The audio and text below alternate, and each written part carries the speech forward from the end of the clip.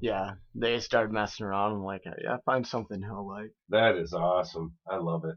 All right, we're rolling, man. We're rolling? We're rolling. All right. What do you think?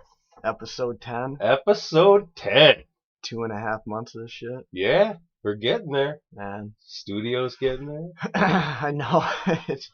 It's really looking good. I'm really happy with the way it's turning out. Yeah, me too. And the videos are doing really good. Yeah, you've been sending me the updates. Better and better. What is it, like 70 now? 70, like in real one fast. week? Yeah. And under 5 days, I think we hit 70. So for episode 10, what did we say? We were going to have a guest. There you go. All right. Yeah. And guess what? You got a guess? Yeah, there's a new sheriff in town. Hell yeah. I like it. I feel like I look like a sheriff over here. You look fine. Yeah, I think episode 1 was where what's it at? Did you look? 126 views, I think it is. And all the other ones have been like in the 30s to 50s, 30s to 54, somewhere in there. And for whatever reason, last week's video. We had over 40 views in 24 hours. Yeah. It really That's took awesome. off. Yeah. We are happy with that. I think we're getting it dialed in. Yeah. Again, wherever you listen to this, rate it, review it. Yeah. Give a thumbs up. Leave a comment. It helps. It helps. Even get if it it's out a there. shitty comment, man. Yeah. You guys suck. Yeah. Fine. Let us know what we're wrong about. Let us know what we're right about. Something you want us to, kick like, around and talk about. Yeah. Throw it out there. Yeah. Just try to like, share, subscribe. Yeah, help us out. Yeah. Find any value here. So what's new? Oh man. There's so much to talk about, like always is, right? Yeah. It's just Rome is burning, right? Every week you get in here and say the same thing. I was thinking about that. On fire. I was thinking about that because it's pretty common for you to say that at the beginning of the podcast. I was thinking, who's really affected by Rome burning? The Romans. Well, more to the fact, like, I think it affects wealthier people more than it does the plebs, right? Well, I mean, you can make an argument about that, but I don't know, man. The lower class people, they're the ones that's feeling inflation the worst, right? I mean, if you're wealthy, you don't give a shit what a loaf of bread costs, but the poor mom would. But I'm talking about Rome actually collapsing. But I mean that hurts the. Right. Well, it was their Senate and their emperor that got beat up, right? So even Rome's still there. Even more to my point, right? If money becomes so devalued, if you ain't got none, or if you never really had any, how much does it affect you? Right. And compared to the person that buys. If you look at that collapse, I mean, look, America's here. It's not going anywhere, right? I mean, hopefully California breaks off and goes into the ocean like Atlantis. I could care less, but well, I mean, even if things were, if you had a collapse in your structure of government or whatnot, like what happened in Rome, you're right. That was all the high society people that affected the most, because there's still Rome there, right? Mm-hmm. It's still there. There's still people living there. There's always going to be people living here. There's always going to be in America. Just might look a little different. So even back to California, isn't the majority of the California counties still Republican or red? Yeah. It's only the isolated, densely populated area ones that are blue. Yeah, those are the blue ones. That's why you want to see a lot of those counties. They're begging for like secession out of California to join another state. I wouldn't mind going there one day just to see it. Yeah, see what it's really like. That's kind of where I'm at too. I'd really like to go check out like Los Angeles and like everything you see on the news or everything you hear on the radio. I'd love to get a firsthand account of it so I can be like, oh yeah, that is really what we're seeing, or that is really what's happening, or like Hollywood. I think it'd be crazy. Right. I was watching a YouTube video this morning, and they were covering the tar pits. And the thing, I lose sight of that fact. Like, these tar pits are in the middle of LA. Right. Like, these tar pits, and they were talking about how natives used to like waterproof their canoes with the tars from those pits, and this is right in the middle of it. Isn't that where Hoffa is? I don't know. Somewhere. Yeah. But the fact that, mastodons and these tigers and shit. They got the fossils. statues there. That's really neat. Yeah. Just think that shit was there at one time. We lose sight of that. Yeah. You hear about it, you learn about it in history or whatever in school, but like, don't really think about it that much until I see something like that. I'm like, holy shit, this still exists to this day. Kind of reminds me of like growing up thinking that I was going to encounter quicksand more often than I did. Yeah, right. I know, right? Can't tell you the last time I ran into it. That's funny that you say that. It was the thing when we were kids, right? Yeah. Like, what do you do if you get in quicksand? Right. Don't move too much because you'll sink fast. What are the odds? Yeah, don't kick. I'm kind of dying to encounter it at this point. Yeah. I don't know. This is gonna be weird because we haven't had guests before, and you and I are so used. We've done this for forever. Over a decade. Yeah, over a decade for sure. We've done this exact thing where we just sit down. Actually, last week I think we went 2.5 hours, and then we shut the show down, and we sat here uploading and editing all the stuff we do afterwards, and went for another 2 hours. So we had a 5-hour long conversation. Yeah. And it's like a lot of times I gotta kick them out of here. I'm like, dude, go, like fucking go, like save it for next week. We'll be, like we start in here and we're kind of moseying our way out, and then we end up at the table, and then he's like, shut up, save it for the podcast. You gotta go, man. Yeah. This is getting too good, Yeah. So it's gonna.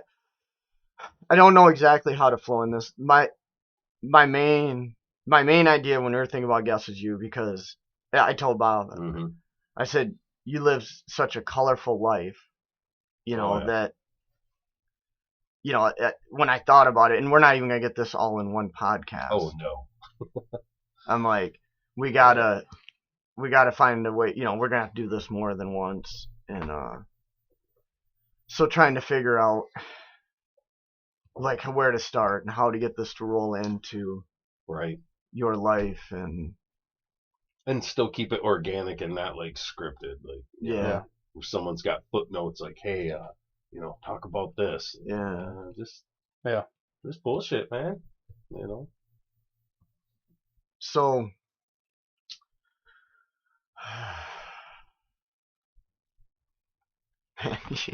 I wish it's. I know, because he hit me with some good stories. I know it's so hard, like where to start, because I said I know we're not going to get this one podcast, and you have such a good message, and you're so resilient. Like, do I start out with, your stories you told me from being a kid, or stories from, later in life, and I don't know how deep you want to get into any particular thing as far as, like growing up, or when I told Bob that story you told me about being in the trailer and the tornado sirens going off.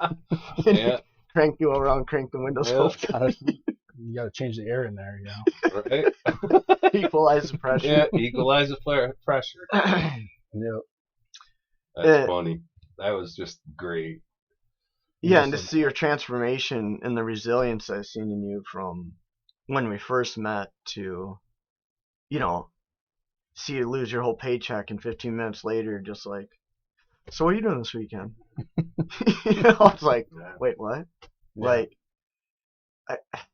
you do have a good message, and where would I think, one thing, I went through some, a tough time not that long ago, and you recommended to talk to him, that he had a good message and some good experience, and would help a lot. And truthfully, it was tremendous. Like,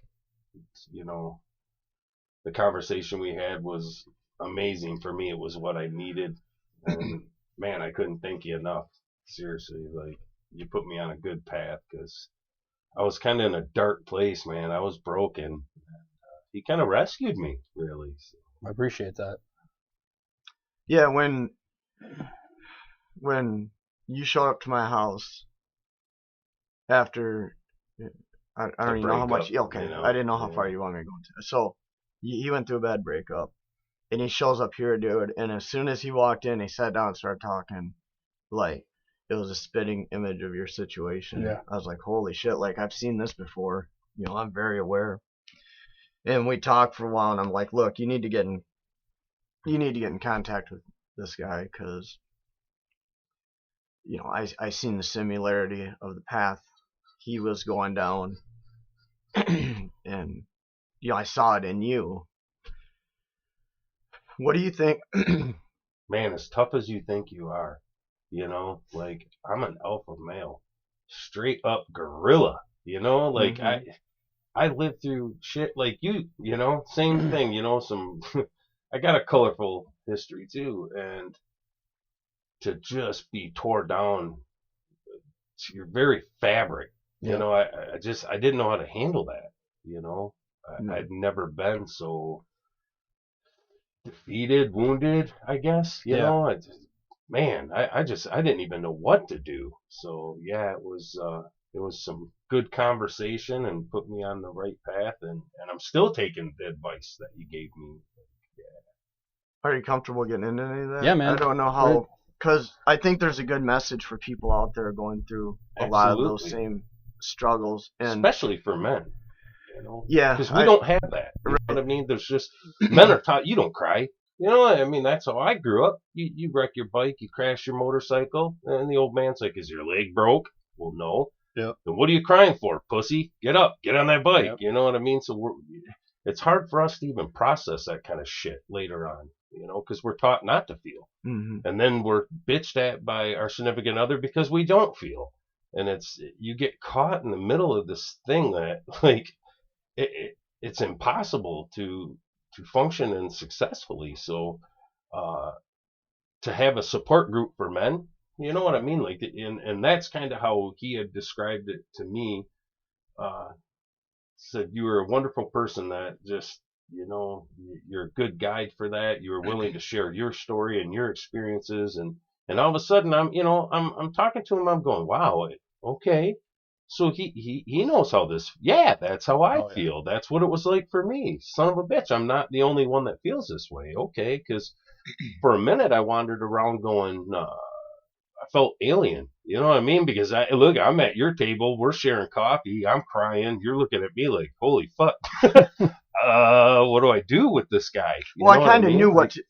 Well, right, you knew where to go, but right, because I'm saying initially, what are you going to do at that moment? Right, for someone out there, this is why I think it is important. It is. I think as men, a lot of times, if something tragic happens to us or something, tragic that feels tragic to us, on the outside looking in, you're just like, okay, like move on. We're never really told like it's okay to cry or it's okay to feel it or like sit in it. It's never okay for us to like close ourselves in the house for a week and just be like distraught or devastated or get all the way to the bottom. And so like I found comfort in getting all the way to the bottom and having nothing. And then once you have the nothing, like where do you go from here? You just kind of crawl your way up. There's no hurry, like your situation, my situation, it's a great time for you to like relearn about yourself. Yes. Like I remember sharing with you, I learned to cook. Like I could cook, but like I learned to bake. I loved it. That was just, the most inspirational thing. He's like, I'm baking. Like, I'm baking stuff for my kids, and I'm like, wow, you know what? That's awesome. Yeah. So you gotta find something, So I think next week will be mixed martial arts. Hell yeah. I'm gonna submerge in there for some good exercise and just, the hobby, like you said, learn something new. I submerged myself into this. Make sure you get me the info on that. Yeah. Oh yeah, for sure. Yeah, and I remember you saying how gratifying it was to like just go out and buy like some of your own stuff for your own place. Yep. You know, like wow, like I get to make these decisions now. You know, I can kind of do things the way I want to do them. Like you said, like you almost had to hit bottom to start the rebuilding process and decide. And we were talking. I don't even know if it's on the podcast or not. It doesn't matter. But about leveling up, right? Yeah. Like, and we saw it too, right? And we had extensive conversations about that, about people we noticed. Like,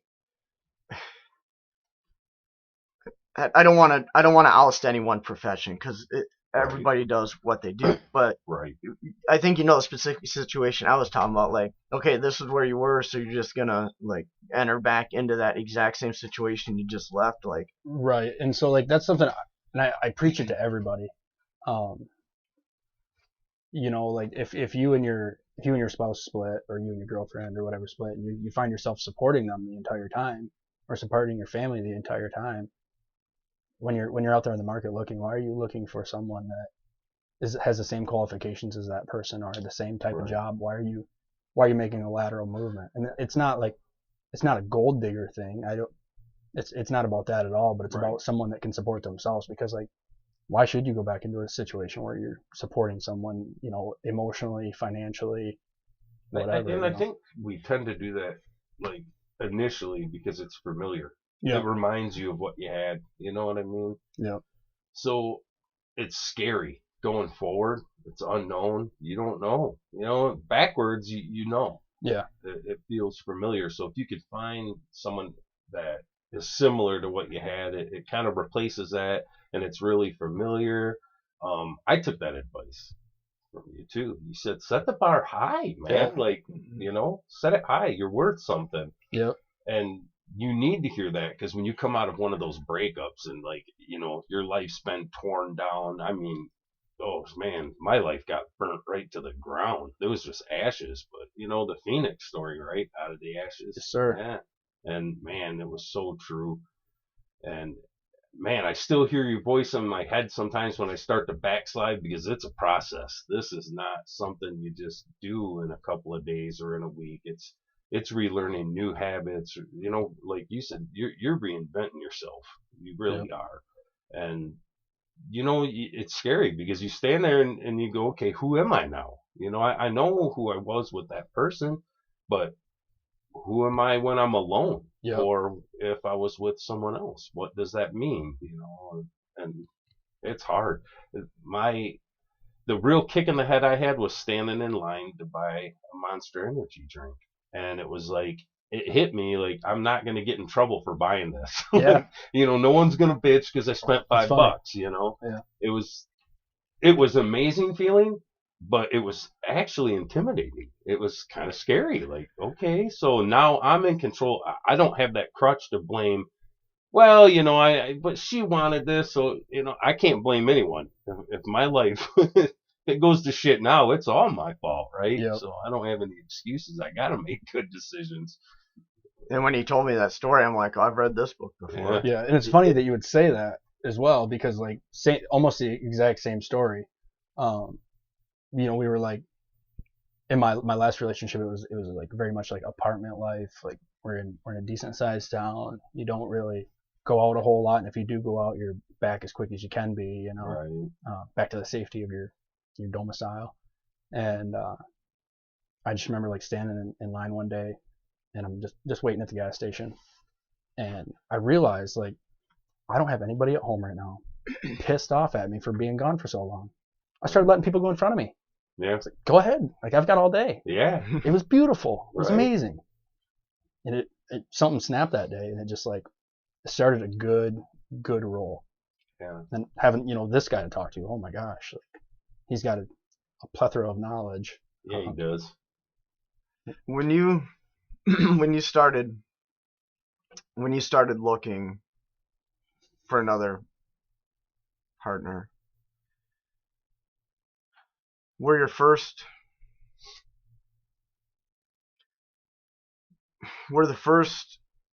couple women you sought out, do you think you were just making a lateral move, or had you decided already, like, I'm gonna raise the bar? Well, so I don't remember if you remember that far back, but we had been like split up, but like not together by any means, but split for quite a while. So it took a long time. It was a very long time before I even started thinking about dating. And then when I started dating, it was definitely feeling out and learning about myself again. Like I remember going on one date with a girl, and she was just like bitching about her family the entire time, and that made the rule there. Like if you're gonna complain about your family, like I'm ultimately like looking for someone to marry again or someone to like spend time with again. Do I want to be part of that? Yeah. Because I'd been there, like you leave a family reunion and instantly like just pissed about something, and it's like, do I want to do that again? Right. Been there, done that. Right. So when you started dating again, had you already made up your mind at that point, or were you still seeking some of those comforts of what you had left?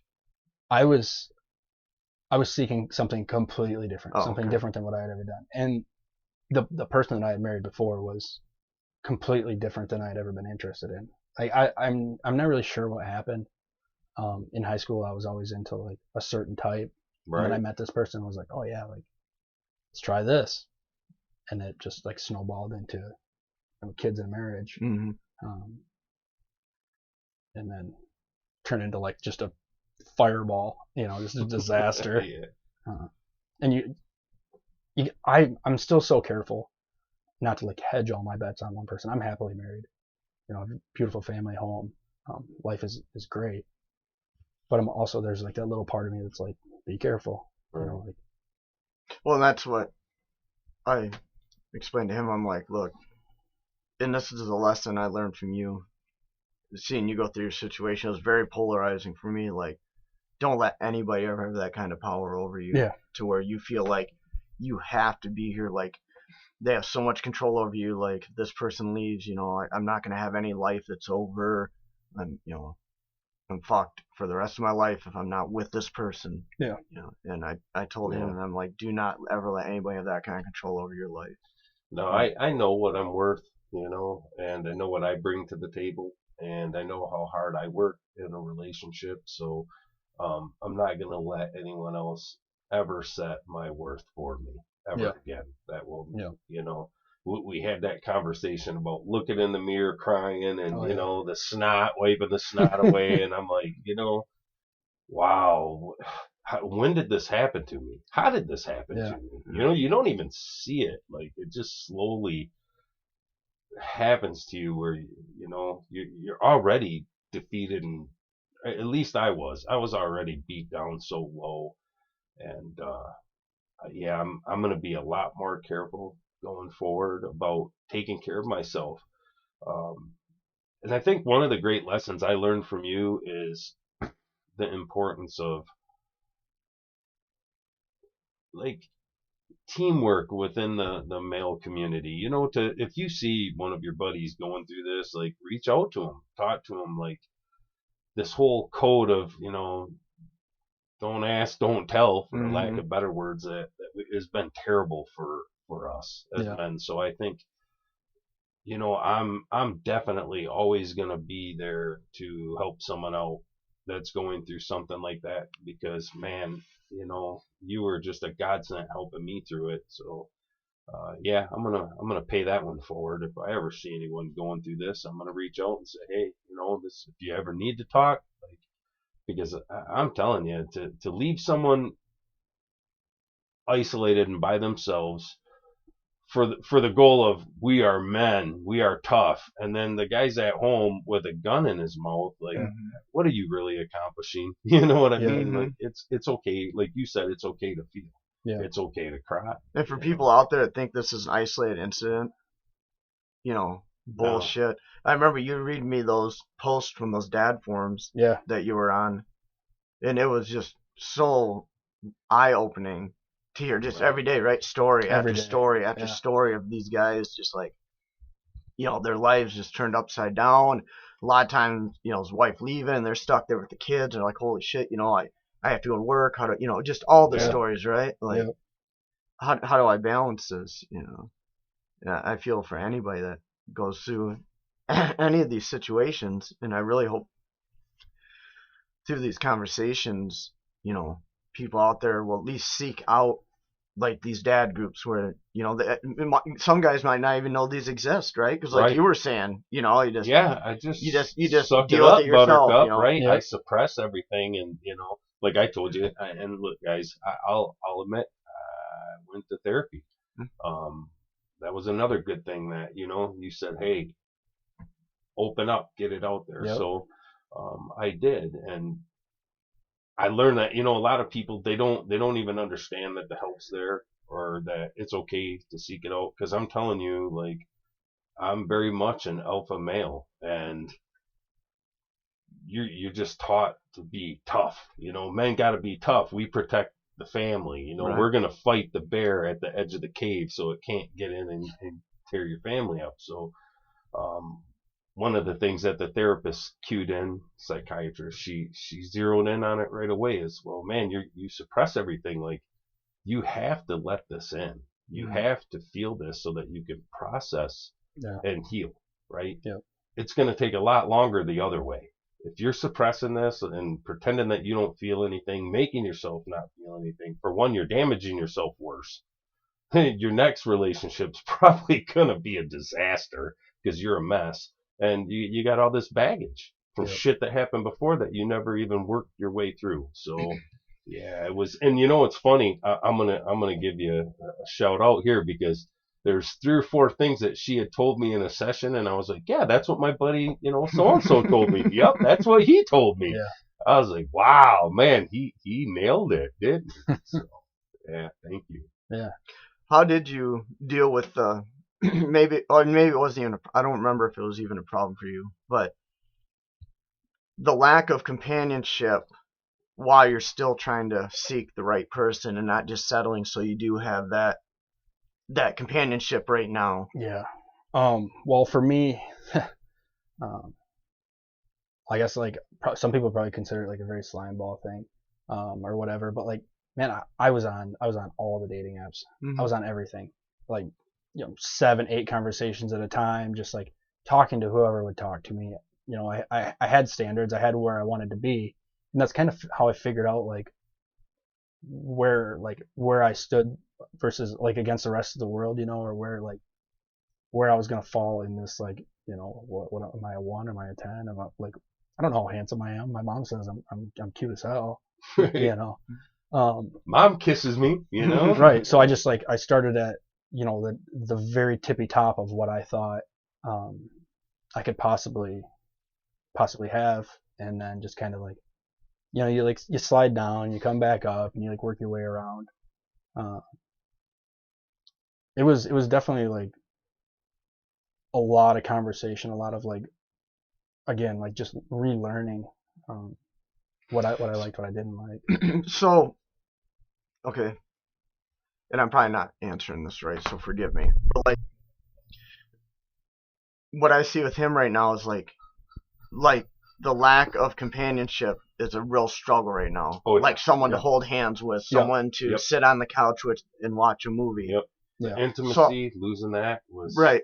So how do you avoid the pitfall of just settling right now to get that, right, versus no, I'm gonna do it right, and I know there's not one answer to this. I'm just curious, like, how did you avoid that pitfall of just settling, just to have someone to hold hands with, versus no, I'm gonna wait until I get to the area I want to be. Yep. And so like a big thing for me was, as you know, like I set a ground rule for myself with my kids. Like, I wasn't gonna let my kids meet anyone that I wasn't entirely sure about. And we see it a lot of times with guys like running into this pitfall, right? Where like date 1, like, oh, me and her and the kids went bowling, and you're like, what? Like, what are you thinking? Like, why would you jump into this relationship so quick and so hard? Because like this affects your children. Yeah.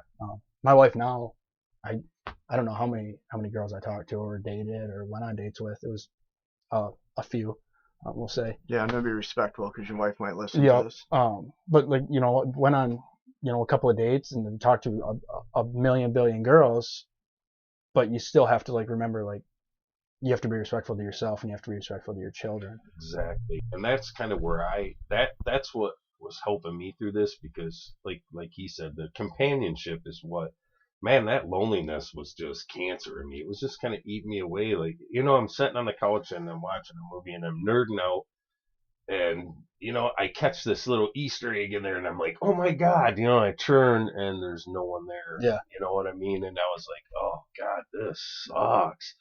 But I set the bar high. I learned that in that conversation with you, and I said, I'm not gonna rush into anything, and I'm gonna let my heart kind of guide me through this, even though I feel that loneliness. And I think everyone that goes through a breakup, it's rebounding, is what you're describing. Mhm. When you just jump in with settle or whatnot, it's because you feel that. I'm not even so much talking rebound. I'm talking like 3 or 4 girls in, right? You've been at this for 4 months. One girl a month, and you're like, holy shit, I'm just gonna have to, like, I maybe that's Like, too unachievable goal, I'm just not gonna get to that level, so I guess I'll just I think with me, I just got stubborn about it, and I said, you know what? I'm not going to go backwards. I'm not trading down. I'm not making a lateral movement. Like, I'm just going to wait, and I'll know it, and that was kind of where I set the benchmark for me, is when I have that person and everything in me is screaming, go, go. Like, you know what? I'm going to chase her right off a fucking cliff if I have to. Yeah. Then I'm gonna go for it, and until then I'm being stubborn, because I've had lots of opportunities to date. The rule I made for myself was, I'm not gonna date. I'm gonna make a lot of friends, and sooner or later someone's gonna click with my, our rhythms are gonna be in sync so well that I'm gonna chase her off a cliff. So I made a lot of friends and I talked to a lot of people. Which has been wonderful, because I've met some just beautiful people and they're great to talk to, and we talk all the time about our kids and things like that, and that helped me through a lot too. That did kind of take up some of that companionship, because I told you the worst feeling ever was right afterwards, and I drove somewhere and I picked up my phone to text to say, hey honey, I made it safe, and I thought, oh my God, I don't have anyone to text. Like, no one knows where I'm at right now. God, I could have been in a car wreck and it would take a day for, my ex-wife probably would have found out before anyone else, like, wow, what a terrible, lonely feeling that was.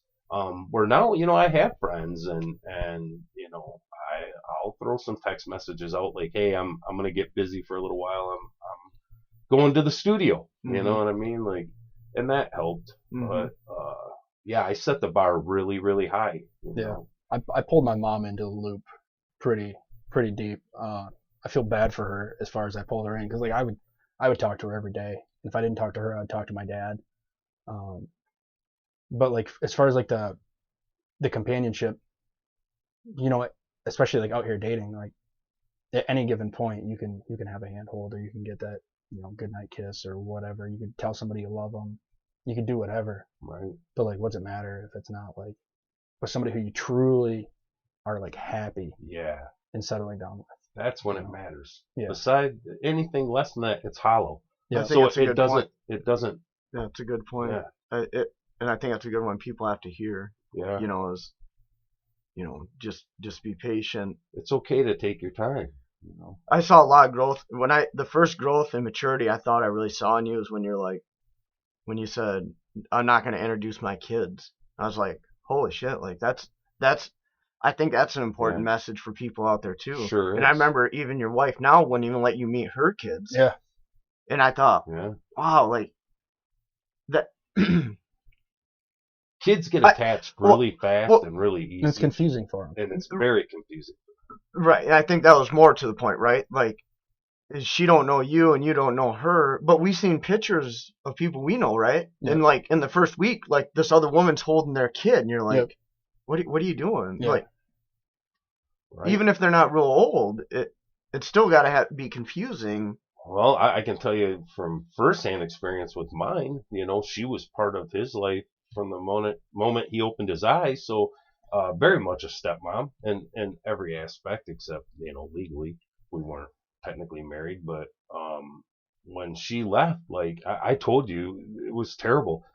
He was wandering all over the house looking for her. He was upset. Like he loved her with all of his heart. He loved her as much as he loved me.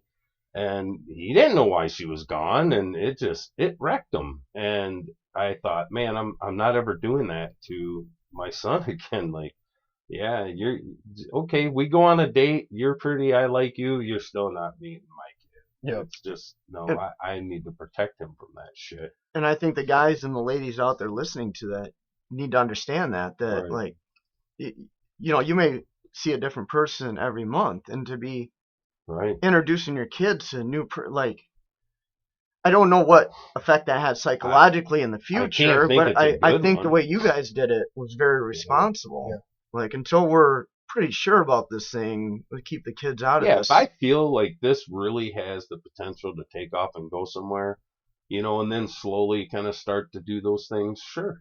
Because they may have kids too. Okay, let's Mhm. go to the park. Let's let the kids kind of meet each other. And even at that point, to a kid, we're some friends hanging out at the park, Yep. right? And it's not like I'm gonna make out on the Mhm. bench while you're playing on the monkey bars, and then just let it kind of go naturally, and I think that's the problem. A lot of men, they force it right away. Like they feel that loss, like I did, like you did, and that what it is, it's a hole in your life. You It's have just to fill something missing, right? So you just want to start filling it with shit. Mhm. Like there was another time I went through this, and I'll admit, shamefully, man, I filled it with internet porn and Mhm.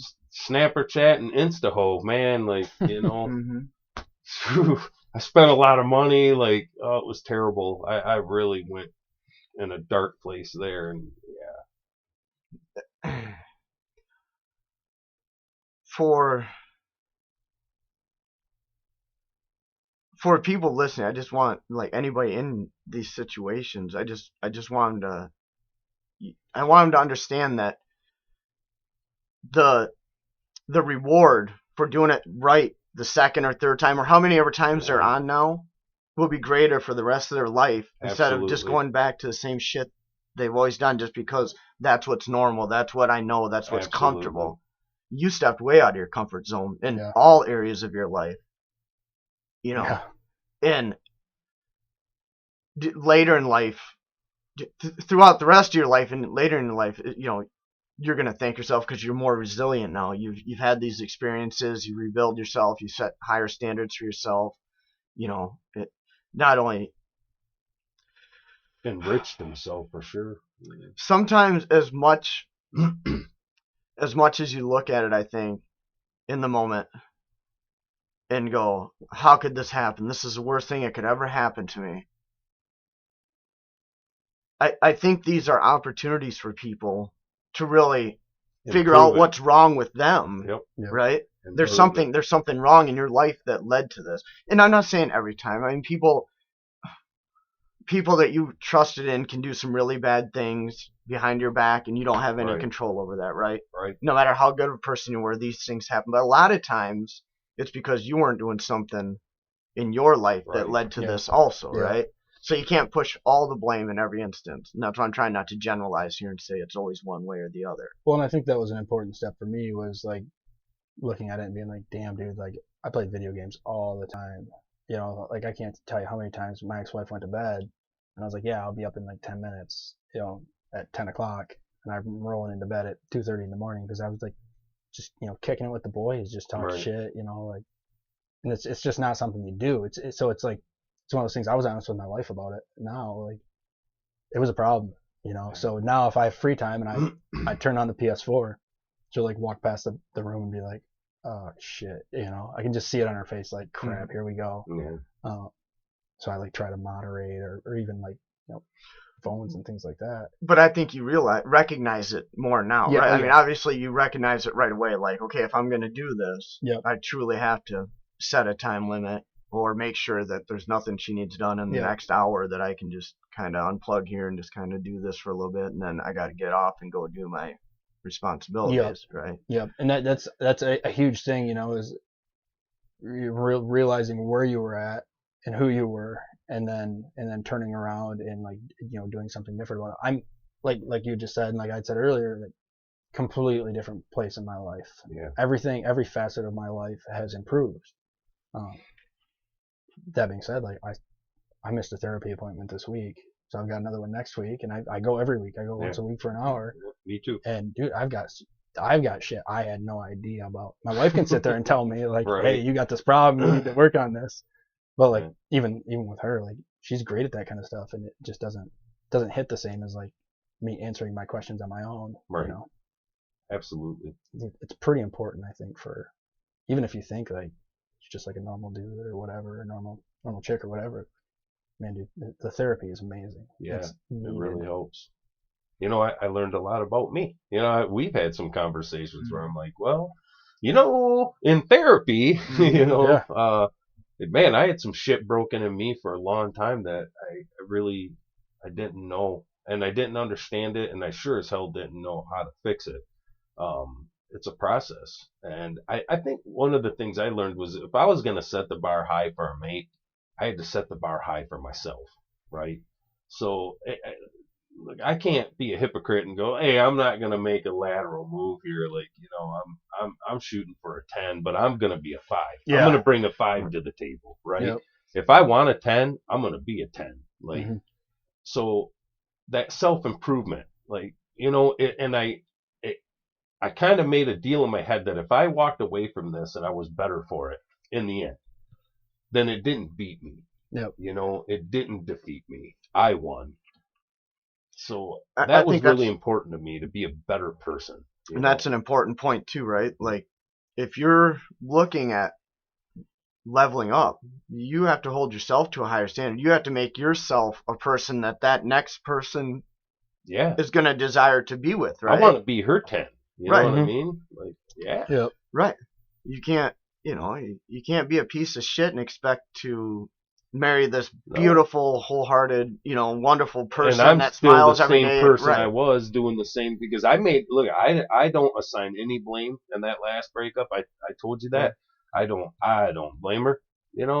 Forgive her. It was just a bad situation all the way around. Like you said, I did my share of mistakes in there too, and I'm gonna be a better person for it. And I went on a mission to be, a better dad, a better brother, a better friend, and a better partner, husband. Mhm. Again, maybe someday, I get married again, and I'm gonna be a lot better husband than I was. Yeah. Remember that horse story? Yeah. That that really resonated when I heard it, and then when I told you it, I know like it had a profound effect on how your outlook on life. Just like we always assume when something bad happens, it's just super negative, and we're never going to be able to recover from it, or why would this happen to me when But if you can find growth in a bad situation, yeah, I don't know if people have heard this. I'm sure people out there have heard this story, and I'm gonna gloss over it. I'm sure I don't have it exactly right, so don't, if you feel the need, critique me in the comments down below. But pretty much, this guy wakes up in the morning, goes outside, and his horse is dead in the corral. And his neighbor and friends come over and are like, "Oh God, that's so terrible. Your horse is dead. Now you can't plow your field and do your task." And the farmer's like, "Maybe." And they wandered off, and buried the horse. And a couple days later, 2 horses show up on this guy's property, wild horses. The neighbors and friends are like, "Oh my God, it's so wonderful. Like, horse died last week and 2 show up today." Yeah. And the farmer's like, "Maybe." And they're like, "All right, A week later, the son of the farmer is out there trying to break these wild horses. And one of the horses breaks the son's leg. Neighbors and family come over and they're like, "Oh, it's so terrible. Your son's leg's broke. Now he can't help you with chores around the farm. It's more work on you. The horses still aren't broken." The farmer's like, "Maybe." And they're like, "What is wrong with this guy?" Like his horse dies. Maybe. 2 horses show up. Yeah. It's wonderful. Maybe. His son's leg's broke. Maybe. A week later, the army shows up to take his son off to war, but he can't go because his leg's broke. Yeah, maybe. You Right? know, like Yeah. I hope people understand the meaning of that story. Good always comes out of something bad. In Find the end, find it the good. always Yeah. does. And, you know, everything that I've been through in my entire life, and that was one of the mistakes I made in that relationship was, you know, I had been through some ups and downs. I've been from, you know, a 400 credit score to a 750, 800, back and forth. You know, I knew, like, yeah, this current situation's kind of rough and there's some stress, but you know, whatever. We'll come out of this. And what I didn't slow myself down and think about it was, you know, she actually hadn't really ever been through nothing like that, and how terrified she must have been. You know, and I think I could have done a lot better job of saying, look, this is all right. This is where we're at, but you know, this is the process of how I've done this before, and see, there's light at the end of the tunnel, and I left it pretty dark, you know, and I kind of failed there. So, uh, yeah, you know, you got to stop. As bad as it feels, and it does, it's terrible. I couldn't breathe at first, uh, but I also know in my heart that good always comes out of it. And Mhm. a year later, I've always looked back and go, I was glad that happened, because look at this, look at the direction my life took because of it. Mhm. I always viewed it like a pinball machine, you know, life, like you just pull it back and or you hit that steel ball and it just bounces, it's ricocheting off in there. And that's kind of how our life is, you know, with an event here and it leads you there, and it just takes you down the path you're supposed to go. Yeah. So, yeah. Or I'll help you go down a new path too. Right. You know, like Right. yeah, like maybe again, like your situation. Like I remember, whew, there was, you know, there was a long time there where, you know, you were trying everything you could Yeah. just to hold on, you know, with both Yep. hands, just everything you could do, everything you could do for her. You know, I mean, you were going way above and beyond what any person I would have thought would have done to try to save their marriage, you know, because you thought that was the only way, right? Like Yeah, there, yeah. you couldn't see anything beyond that. If that ended, your whole life was ending, right? Well, and something that's like really weird, and I've explained it to a couple other people, is like, you know, I was cheated. Yeah, I was cheated on. It felt terrible. But then like every day I saw this person like get like, you know, uglier, right? Like this person that I married there or whatever that I thought was like gorgeous or whatever, just got like uglier as a person every single day, and to the point where I'm like cheated. Then I'm like, God damn, like, the hell does that make me? You Right. know, like I must be like a really ugly son of a bitch if they're just willing to like leave me. Right. So I can't even uphold that standard, you know. Kicking you right in the self-esteem. Yeah, it just you know. Right. knocks you down to zero. But it really had less to do with you and more to do with them, right? Yeah, it's exactly what it was too. And it took a while to really understand that. And so like now I can sit back and I can watch like from the outside in. I can watch that like other household over there and just be like, God, like, you know, I tell my kids all the time like, she's gonna get there. Yeah. You know, it's not gonna be today. It's gonna happen at some point. Like this person will be awesome for you, but you know, I gotta work on it. And unfortunately, like, kids can see that kind of stuff, you Mhm. know, especially like where mine are at is they're old enough to start recognizing, so now I have to like be honest with them, but also like kind of sugarcoat it a little bit and be like, yeah, like, Sure. you know, Yeah, because they're still not at that. They're probably still not that age. Well, obviously they're not, that they can understand, you know, the big picture of what exactly is going on in there, right? Yeah. Like you really have to be probably in your late 20s, early 30s to really have your hands yeah, all the way around that situation, right? yeah. And I remember having a chat with my kids one time, being like, guys, like we're all on the same team here. Mhm. Like we got to work together. Like dad I have no idea what I'm doing. You know, like it was a big kick in the pants for me at that age, like at 27, 28, 29, whatever, when I realized that not all adults know what's going on. You know, Right. like I'm learning every day. You know, and Absolutely. so I kind of shared that with my kids a little bit. Like, guys, like I know you're looking at me like I have all the answers, but like, I don't. You know, so we gotta all work together to get through this, and when we come out the other end, it'll probably be okay. You know. Right.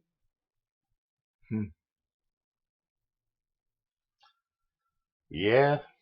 Being a man's complicated, huh? Just relationships are they remind me of a disco ball. You know, Yeah. almost. It's just like just every direction, right? Mhm. Every possibility. I feel bad for people when I see them in that situation. Like they're scratching and clawing to try to hold this thing, and I think everybody should at least You try, should right? try, sure. You should try. You know, But at some because you point, can fix things. You can Yeah. repair things. Yeah, Right. Sure. but you Right. can't fix them on your own. Exactly. right, it takes both sides, and she was not willing. Not at, in the slightest. no, Yeah. no, and that was the tough part about that was, you could see she had no desire at all to try to mend it, make it better. Same Yeah. thing I went through. Right. Where's I the- was willing to do anything. I took the blame for everything I did wrong and everything she did wrong. Oh, yeah. You know? Yeah. I was like, everything's my fault. It's okay. I'll fix it. Like, whatever it takes.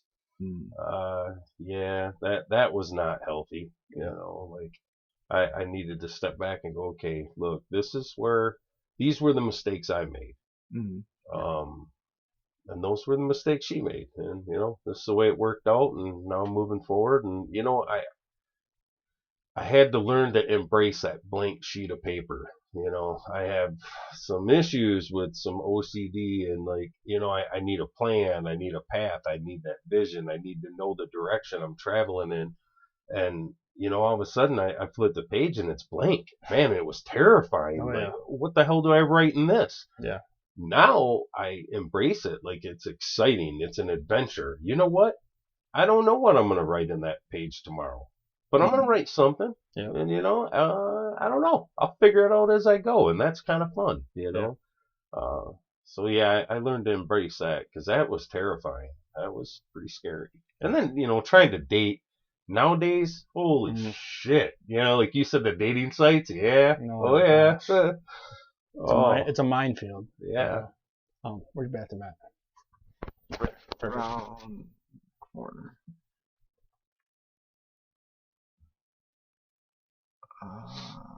What happened to Oofta? Yeah, oofed. Yep. Oh no. Yeah, go ahead. We'll sit here Yeah. and talk. Yeah, We find enough. Oh yeah. Yep. Right on the first door on the left. tell stupid dad jokes that long, Right. The pause button's gone. Is it really? Yeah, Oh, it's gone. Oh, well, That's why I was looking look at for that, it. man. It did the update and it's gone. We're definitely now. You guys can see just how raw this is. Like, this is as I organic was caught as off it guard. gets. I'm like, uh-oh. Like right in the middle of the video, I got to take a piss. Yeah, like, we're going to have to figure. I'm dumbfounded right now. I'm like, uh-oh. I'm like, Yeah, I seen you looking for it. Uh-oh. It's Yeah. gone. Yeah. Oh well. Ruh-roh. Anyways, it's gonna get warm this weekend, huh? Yeah, I was kicking it back and forth whether I hunt today or not. I mean, That's why I said it's I'm just warm, but I'm not even gonna worry about wrecking the spot. And the winds out of the south too, Yeah, it's which a is bad wind blowing for it me. right up to where I'm just like, nope. that was kind of the deal breaker for me. Like I thought, well, even if I'm just setting up in the stand for a while, it'll be nice. And then I seen that wind direction, and I said, no, that south wind is gonna kill me out there. All I'm gonna do is educate deer, Mhm. to me being there. So maybe I'll Mhm. just skip it.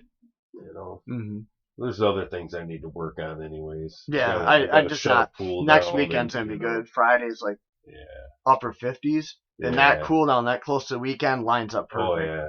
I mean, Saturday, get right out there, and Yeah. Halloween weekend, Yeah. the time The of year, peak the of bow season, temperature, man, it's like, everything yeah, just it's lined up lining up. perfect. And I got a couple of nice deer coming in there, so I really don't want to just, get that area. And I know, just, yeah. shit. Yeah. I know, which I don't care. I'm putting meat in the freezer. I'm just Right. gonna shoot a doe. That's Sure. all I care about. Yeah. Just get some meat, Yeah. Yeah, So yeah, I think I'm gonna save it too until it cools off some, and I get a good wind direction. Because right now, if I win, I just educate the deer that I'm there. I don't Yeah, wanna do and that's that, so. yeah. Like I said, I'm just gonna burn my area, especially with that wind being Yeah. that warm. It's so hard to cover it. Yeah, I mean, good luck in that. Yeah. You're not covering that. Because unfortunately, all my deer come from the north. So no matter what stand I use, Yeah, you can't you get know, away like- from it. okay, I could probably hunt the one a little further west, Right. you know, hoping they come From a specific spot exactly to the north. But a lot of times they'll cross from the west and kind of and then come down from Yeah. the north. So they're going to get me before they even got to the spot. I that was expect on them to come my out. last property was great because it was big, it was roomy, and I had a lot, 13 different stand locations just shotgunned all over out there, so I could hunt any wind direction. Some of the stands were better than others, so even if the wind was shitty and I went to this stand, I might not see any deer anyways because that location might not be as good, but at least I could play the wind real well. Now, I'm kind of stuck, so this south wind just kills me. No good. Good. Much better. Yeah. Much Yeah. better. Oh man, I'm telling you, nothing's worse than sitting here for 2.5 hours and from the chest up, you're all like, yeah, under the desk you got your legs crossed. Oh God, I had to don't stop make on me the way laugh. over. I had to pull over. I was like, I don't know if I'm gonna make it, guys. Yeah, The software did an update and the pause button's gone. yeah. It's weird. Usually no, we could just click pause click, real quick. whatever And, we gotta do. I don't know what happened. That's why it caught me off guard. I'm like, oh shit. I'm like, oh, I don't want to stop it because then right. it'll start it and then Yeah, that'll be it. Yeah. You'll have to try and then to I have to start another one and splice splice them them together. together. Yeah. Screw it. Doable, but a lot of work. Yeah, we like doing it in one shot. Yeah, every video has always been one take, man. We go through it. We do a mic check real quick, and then we roll. Like we said, we don't even know where the conversation's gonna go. It's an organic, natural progression. Like, man, we've had some great conversations, and we'll be on politics for 1 minute, and then we're debating the existence of Bigfoot. Yeah. What you're busting my nuts about Skinwalker Ranch, Yeah. man. Come on. Oh, that can't. ranch. There's some weird shit that goes on there. Well, Undeniable. And I don't know, wouldn't maybe say it's some more undeniable. that's in the ground, it's always first-hand accounts of.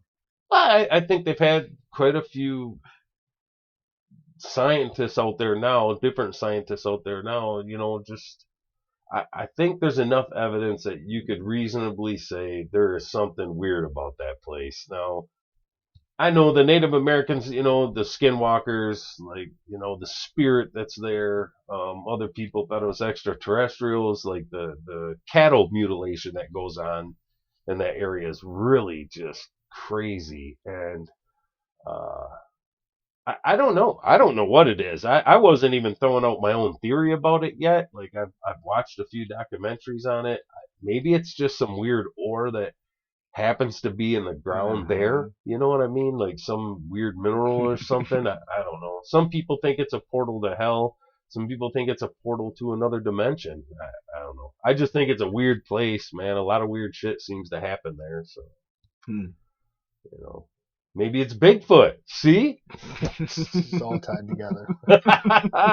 Right? Finally. Because that's why a lot of people now think Bigfoot's a supernatural creature. That's why before Bigfoot sighting, it's real common to feel nauseous and, disoriented, dizzy feeling. Then you get the stink, and then you see the big guy. You better have 10% for him. Yeah. And there's our segue into politics. You're gonna tie that in there somehow. So, I sent you a video. Friend sent me a video. I sent it to you. Did you share it with him? Did you have a chance to see it? The McDonald's, a kid in the McDonald's parking lot with a police officer. The video didn't pop up for me. It didn't I pop got a up? story. Really? Yeah, I it was read a the story in the story. video. Yeah. Yeah, all I did was read the story. Yeah, it's all. I even went back and went. It's all in, on his body cam. It's crazy. Where did this happen at? Do you remember? Texas, I believe it is. Okay. Yeah, I believe it was in Texas. Did they say why? From what I understand, the cop said, and he says it right on his body cam when he's calling in, so you can hear it in the audio, that this is a car that ran from him last week. And he found it. They were in a McDonald's parking lot, and he walked up to the car, and he opens the driver's door and tells the kid to get out. And it's a 17-year-old kid, and you can see when he first opens the door, the kid's shocked. And the officer says, "Get out right now." And the kid says, "Why?" And as soon as he said why, he put the car in reverse and took off. Well, he hit the cop with the door, and the cop just opens fire.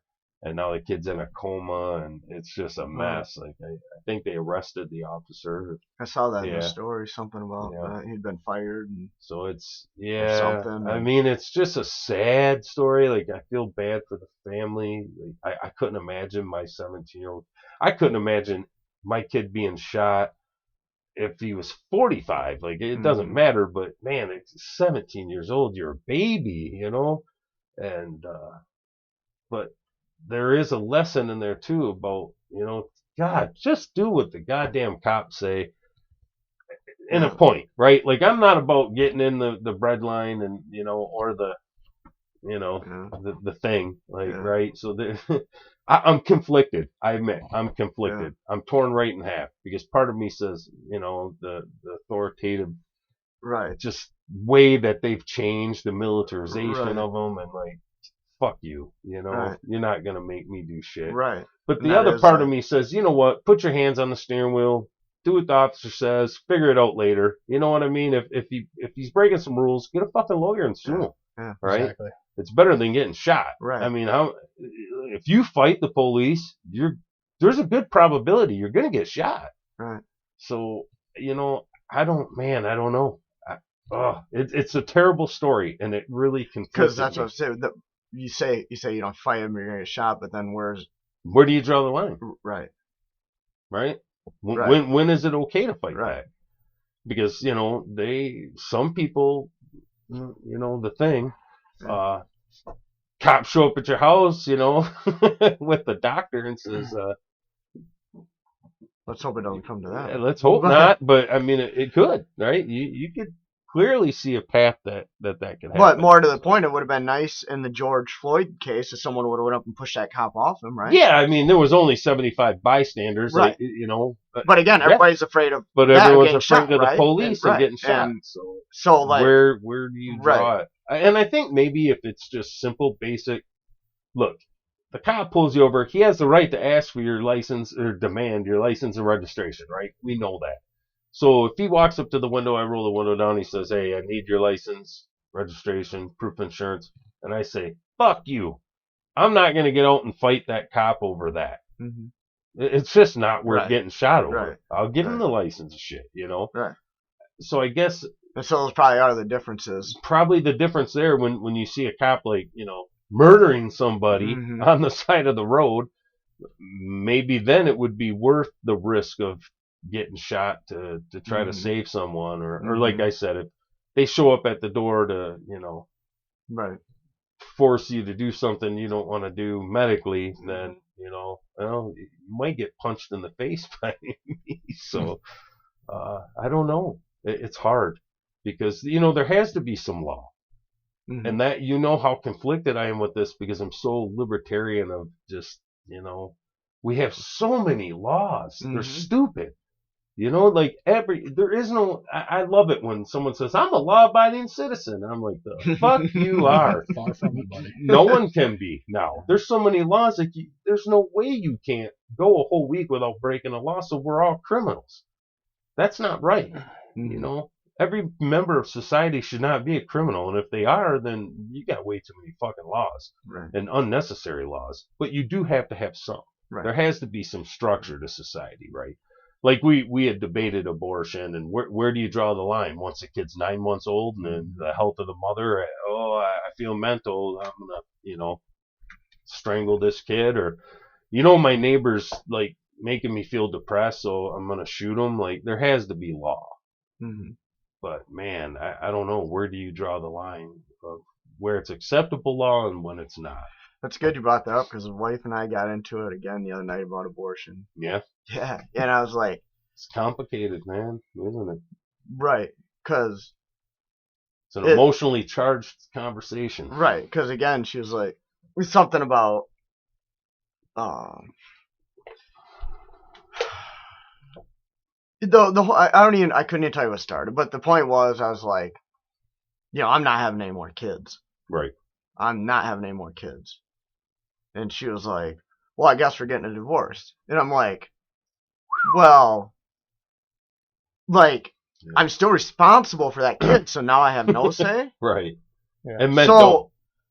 So am I not supposed to dump it in you anymore because Right. I'm not okay with having another kid, but you say if it did happen, you're still going to have that kid? You know, and it got, well, you know, we had this whole in back there, and like, you know, you pick, right? but you know what I'm saying? Like, now I have no say. Right. And men don't. Not, really. I and mean, barely. Which I think is kind of unfair too, right? Because you always hear the debate about the mother, but I mean, and I get it. Oh God, I can just hear the the estrogen out there getting pissed at us about even having this conversation. But shouldn't the father have some say? I mean, like, why? What if you wanted it and she didn't? Right. Right. Well, then have it and give it to you. Right. If you're willing to take responsibility of it, but then, you know what I mean? But then you're the forcing them to go through 9 months of hell. What do you think? I am neither for or against it. Yeah. It's one of those deals for me where I don't care, I guess. You know, we're in this beautiful time right now where we're seeing all these commercials, right? Oh yeah. For the governors of campaign commercials. She stands against it, or he's Right. completely for it, or whatever. I'm like, why don't we just leave it up to them? Yeah. You know, like Mm-hmm. now, of course, like I think that it's something that's gonna get abused. You know, Sure. At some point, you'll get this like whatever type of person out there just getting pregnant, like they're on their 12th one or whatever. Yeah. But like, where do we draw the line? You know, where do we draw the line for Yeah. victims? You know, or whatever else, or this husband and wife that just they're on their this is gonna be their 5th kid and they just can't. Right.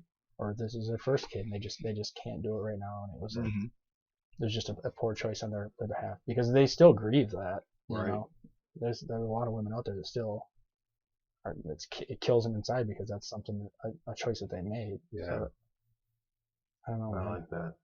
I think I was a little bit strong when we debated that last time because I said, oh, come on, there's 30 different ways to prevent it nowadays. Yeah. You know what I mean? And they even got morning and after pills. So if you truly don't want a kid, like, there's ways to avoid it without having to abort it. But shit does happen. I understand that too. And I make my own mistakes in life, so I can't, you know, be a hypocrite about someone else having that oops. I think my stance really is like I don't think it should be legal. Like I'm not for the government nosing around in your medical life.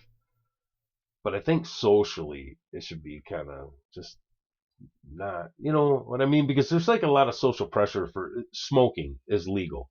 But yet, you know, you get enough dirty looks when you're walking across the parking lot smoking your cigarette, going into the store, and you throw your butt down and you catch those sideways glances. Well, all of a sudden it starts to put that kind of social pressure on you to, you know, maybe you won't smoke as much or around people or, you know, guy, could you imagine smoking in your vehicle with your kid and being at a red light and having all the people around you looking at you like you're demonic, worst father ever? You know, my parents, hell, they smoked, both of them at the same time with the windows up, clam baking the shit out of us with, you know, cigarettes. So, I think putting some social pressure, and I think you do that by educating people what the abortion really is. You know, I mean, don't lie about the shit anymore, and tell the truth. This is what it is. This is what happens. This is what the fetus probably feels. And then if you find yourself in a situation where you need to use that, fine. But like you said, you know, your 13th abortion, like, you know, you're using this as contraceptive or the empowerment of your gender, like that's just fucked up. Man. And I don't want anybody to be mistaken. Like I have no idea how many times this is performed over, you know, over a lifetime of someone that chooses that. You know, I would hope that maybe one is enough to really get you going in the right direction. It's just so hard. It's so complicated. I just don't like the government having any say in any medical procedure. Right. Which I seen. It was funny you brought up campaign ads because I seen one this morning that was all about that and how the government doesn't have the right to medically force you into things. And I'm thinking, what? weren't you on the other side of this argument for something else? Exactly what I yelled the other day. Cause, the lady, I think she actually said, I don't think the government should get between me and my patient's medical decisions. And I'm like, fuck? Whoa, all of a sudden now. Right, all of a sudden now. Now it matters. My body, my choice. Right. Where in the hell was that 2 years ago? Right. Yeah. You know, I seen, speaking, since that got brought up, I heard that the CDC, they voted 8 out of 8 to make it okay for infants on up, and they're going to add it to the basic immunization. Really? Oh, yeah, and, you know, mine's just 2, so I'm like, man, wow, this is not, why? You know, I don't, what is the end game with this when you have a drug that does not really work well, and it doesn't perform anything like what it was told to us that it did? God, I got to be so careful here so we don't get nuked. Then why is it so goddamn important that every human being on the planet has it if it doesn't work anyways? And it just, to me, it comes back to the same conclusion every time. Money. Who's making all the money on this? You know, who owns stock in these pharmaceutical companies and big pharma? You know, who owns, how much stock does Nancy Pelosi's husband have in Pfizer? I want to know. Because then all of a sudden it starts to make sense of why everybody has to have this, you know. Especially when, you know, Goofy Biden's on TV going, oh, you know, the thing, it's over, you know. Come on, man. Something's wrong with this. You know, we need to ask questions. And since when is it you get thrown in prison for asking questions? You know, we're Americans. We're supposed to ask questions. I was surprised a YouTuber we both listened to. Yeah. I listened to their podcast. They sounded a little authoritarian the other day when they were talking about how no-fault divorces should not be a thing. And I'm like, that's funny. That bugged me too. I'm like, it's a little authoritarian to say, like, I get it. Like, as a society, it may not look good. Right. Because it might give people a way out. But I'm like, so you're saying the government should be able to tell you, no, you can't? Who in the hell is the government? For one, this was never meant to be a legal. Okay, it was a religious union. That was my point. It's a religious union. That was more to my point. Like, this should be between me, my partner, and whatever my faith priest I am part of. But you know, you're talking about a government that forced the states to stay together when secession was. They had the right to secede. You join the union freely. You're freely to leave. Oh, wait a minute. You're leaving? No. We given too much blood and treasure for you, so you owe us. You have to be. You know what I mean? Like, there was a shitty war fought here for the same thing. So I guess it doesn't surprise me that the government would be that way. You know, it surprised me his attitude about it though, because usually he's on the other end of that spectrum of, you know. Yeah, keep the government out of your bedroom, out of your life, out of your home like that. Like, it's just, that's a spiritual union that you enter into with someone that, I guess it used to be. Now it's more just legal, and that was one of the videos we were kicking back and forth was, you know, divorce rates being so high and people in multiple marriages and, you know, like, just... You almost, now you hear the younger people, it's like, yeah, Mom, I think I'm going to jump into my first marriage. Like, they automatically already know in their head they're going to be married for a while, divorced, and then married to someone else later on. You know, it's changed. Yeah. In our lifetime. I had a coworker last night that was like, I think she was like 19 or 20, who was talking about, like, she can't wait. Is she cute? Kidding. I wish I could describe, but I won't. Yeah. But she was talking about, like, you know, being excited for her boyfriend to pop the question or whatever. Like, you're 20 years old. Yeah. Like, what do you know? Like, have you finished college? Have you have you got a raise at your job ever? Like, what's going on? Have you ever worked a different job or done something different with your life or been out of your county, let alone? Yeah, you really sure that this is the best move for you? Right. And I'm all in on marriage. Like, Right. I believe that's how it's supposed to be. Yes. You know? The nuclear family. But like, God dang, I hate to see these young kids not like really grasp like the importance of knowing themselves. You know, right. just clinging on to the first person in high school that would. Yep. would And love- that's the problem love right you, there. you know? You nailed it because you don't really know yourself well yet. You know, I remember at 20, I thought I knew everything, right? You never No. been through anything hard yet, though. Yeah. You know, Right. what the hardest thing you had done is prepared for maybe a test or something like that, or been Yeah. to a football practice. And that's kind of where I felt with mine was like, I'd never done anything hard. I never had to like pull my credit out of the gutter. Yeah, or never like, had your metal tested yet. When Yeah. you brought up, I remember one time, we had this same conversation before about, and you had said like about young people even, getting married too early or committing too early, and it's like you have no idea how you guys are going to handle Yeah. stressful situations. Yeah.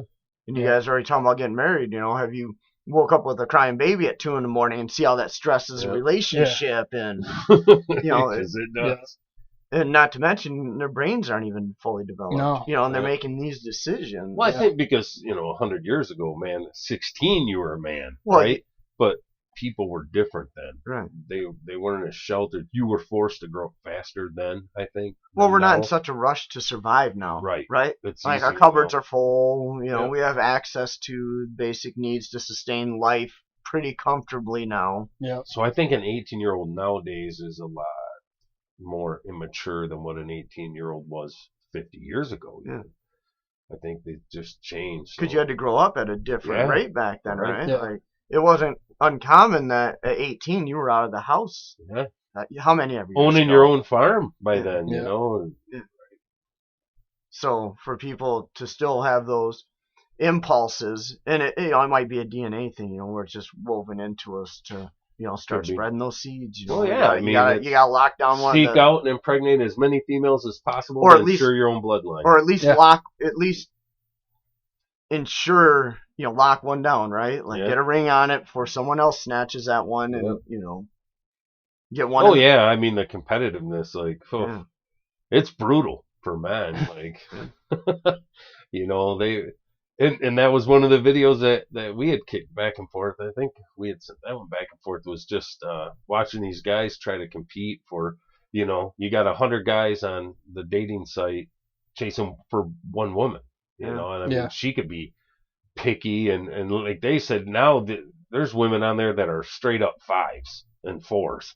And they're like, hell no, I want this, and this, like they're 10s, and they're getting it.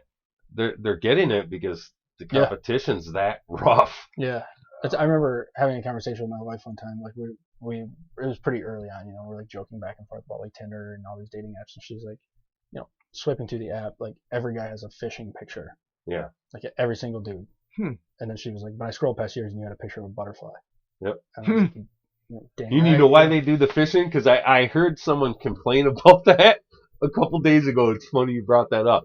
And I thought, why in the hell is it every guy does put on their bio the big Huh. fish? It's primal. It's primal. It's Yeah. I'm gonna feed my family. No it, shit. it hit me. It's like Huh. I can provide. Look at here's my deer. Here's my fish. Like Yeah. I'll feed you, honey. That's what it is. Yeah. Wow, no Yeah, shit. it's gotta be. That makes sense. Yeah, it That does. would make sense. I'm a provider. And it's crazy because it's something you never think about. Yeah. You're just like, oh, this is a badass picture. Right. Well, I got this bass. Yeah. Whatever. Yeah, I never thought of it that level until that person was bitching about it. And I thought about that, and I thought, I wonder why every guy does put those in there, because they're not on mine. My bio was just me taking walks in the woods and just goofy shit. Yeah. And it hit me. It's got to be the provider, just That in our would make DNA. sense, Like, yeah. yeah. When you're competing that much, right, for the attention of a woman, and there's 35 other guys, like, yeah, my fish is bigger than yours. So like, my boot so like size is bigger than yours. 15,000 years ago, were we dragging like a buck by him? Probably, Yeah. yeah. Giving him that look. Crawling up the mountain with the deer over your shoulders. Yep. and, ugh, As you headed off to your cave over right. there. You know, I gotta imagine oh man, there must have been some brutal battles for the attention of a female back then. Oh yeah. Well, that's like another thing we were talking about is like, she could go to sleep one night, wake up the next day with 100 messages. Yeah. Where it's like I wake up and I might like have 2. Right. And I could have swiped for 3 hours. Yeah. You never know. It just seems so much easier for the female than it is for the male. And I'm sure if you were a woman, and they have their own complications. Oh, yeah. Well, I sure, see on the bios. Out of those 100 messages, though, how many are probables for them? Though, how much of it's like hell no? That's like how many are respectful? How many is just like a nasty picture or whatever? Like, so we met on a site where you both swipe on each other, and then the female has a message you first, right? And so she messaged me first, because I can't tell you how many times like I went from being like a very respectful man, on like Tinder or whatever, like, oh hey, like how's it going, to just being like sending something goofy, like sending a picture of a dog and be like, oh hey, like this is my dog, like have you met him? Like icebreaker or whatever. Right. And then like just before I met my wife, it was just like I was just sending just dumb messages, just to make it fun of the system. just to get something to go, just because you don't care anymore. Yeah, and it's hard because like I seen when I first got on the dating site, like I got dumped a lot in the conversations because I was being respectful and polite, and I was trying to have like a deep, meaningful conversation with someone, and they're like, "Man, this guy's boring" or something. Like they're talking to so many guys at the same time. It's the guy that was flirting, talking shit, that got their attention and interest, even though on all their bios they're like, I just want a really nice guy, someone to talk to, someone that'll have good conversations, and then you try that and you're getting beat out by someone who's talking shit. But I did notice on almost every one of their bios is like, no, I'm not hooking up, I'm not into one night stands, no, I don't want any D pics. And I'm like, man, are men really that terrible to girls? Like, hey, you wanna hook up and fuck, baby? Like, So you're right. They probably get 100 messages, but 88 of them are probably shit. Yeah. So, imagine weeding through that. I said, they got their own challenges in it, no doubt. They do. But yeah, the competition for men, it's brutal, man. You already know in the back of your mind, like, you're probably losing. I wonder if it's not so much that, it's just the sheer volume of information they have to get through to find you. Because, the majority of it's shit. Oh, yeah. I wonder if for guys like you, the competition isn't so stiff. It's just trying to get noticed. You're just lost in the mud, right, with everyone else. Yeah. Like you said, you sent a picture of a butterfly. That's awesome. Because you stand out, right? Yeah, I had a butterfly land on my chest. So this butterfly, I was driving up to like check out a camping site when I was a kid, and I smoked this thing with my truck. I watched it fly across the road and I smoked it. Yeah. So like I get to the next gas station, I'm like, I wonder if that butterfly's still there. I walk around the front of the truck and it flies off the front of the truck and lands right on my shirt. Wow. And I was like, what? Like, that's crazy. Right? Somebody get a picture, So I got a selfie of it. And that was the one. I just went with something different, Right. Of course, like I had the fishing pictures. Like, oh, this is my 1,001st push-up or whatever. Right. But try to be like respectful, because like at the end of the day, like I wasn't there looking for a hookup. Right. And the hookups do happen or whatever. They always have a potential to happen. Like I remember a guy that I used to work with. He had a rule of like, I don't want to hook up on the first date, but if we do, there's probably not going to be a second date kind of thing. Right. We're like, yeah, I'll entertain it, but like, just so you know, like, you're not really the material I'm looking for. Mm-hmm. Right. You just didn't have a lot of experience with that, but right. Yeah, I'm glad. I knew my first instinct, now that we're circling back to dating again for men, but my first instinct was, man, I'm gonna spread around like the Black Plague. Like, this bitch is not gonna be able to shake hands with another woman within 100 miles that I haven't been with. Like, I'm gonna punish her. And after a few minutes, when the emotions kind of calmed down a little bit, I thought, I'm gonna do it different this time. Like, different breakups I've had in my life. I did the rebound thing, and it never was meant in a mean way to the female that, you know, I shacked up with or hooked up with, it was just me being selfish and feeling empty and trying to throw something in the void, distract myself, right? You know, you jump don't in even it with realize someone else, and then you know, but it doesn't fix that. And I think this time around, I thought, no, you know what? I do the same shit every time, and I'm expecting a different result. Is just stupid, right? Yeah. So I gotta, like I said, I gotta be a 10. You know, I gotta carry myself better. I gotta respect myself more, not just her, but myself also. And I thought, no, you know what? I'm gonna wait until there's a person that I feel really has the potential to go somewhere. And you know, I know I'm not waiting till I get married. Jeez, I'd probably fail at that one, but at least till there's a potential for a strong, good relationship, and then I'm all in, man. Yeah. You know, so that's where I'm at with it. And that's hard because men are kind of, you know, we're taught from young, like, bragging, right? We're trying to outdo the guy next to us, and oh, how many girls you slept with? Well, 7. Oh, I slept with 35. By the time you get to the end, it's, I slept with 300 women. It's like, bitch, you're only 16. Right. And I can't remember how many times I had heard, to get over one, you got to get under another. Yeah. And I still, like, I'll still tell guys that, like, that are going through a breakup or whatever, but I don't mean, like, you just got to go out and, like, bang a bunch of chicks. I mean, like, what worked for me was, like, I was lonely, you know? So when I say that, I mean, like, I just went out and just talked to as many people as I could. Anybody that I could. As soon as the conversation was done with this girl at 10 o'clock, I'm staying awake till 2 o'clock anyway. I'm lonely as hell. You know, I'm awake until I pass out. Yeah. So on to the next one that would talk to me, you know, or on to the next one that would talk to me.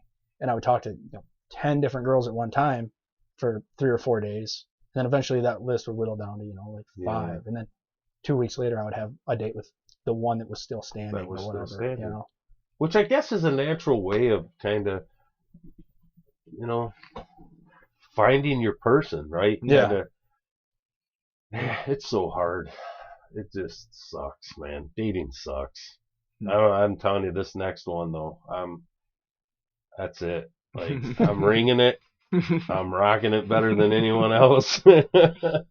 Like, no, I am not doing another breakup dating. This shit sucks. Yeah, I always make a joke with my wife that if it's done with us, I'm marrying my best buddy after that. Yep. Like, oh yeah, for sure. If I bring a bass boat home tonight that cost me $30,000, like, she's gonna kick my ass. But if I bring a bass boat home to my buddy, he's gonna be like, "Let's go, like, let's go get all the shit we need to get the water."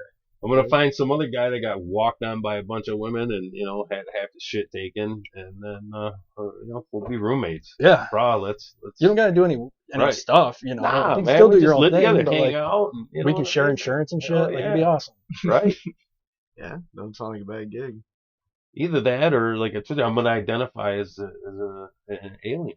There you go. Not like an illegal alien. Well, I guess it'd be illegal, but, like, you know, fucking, okay, though, either way. you know, from Alpha Prime. You know, I don't have to pay taxes because, you know. Yeah.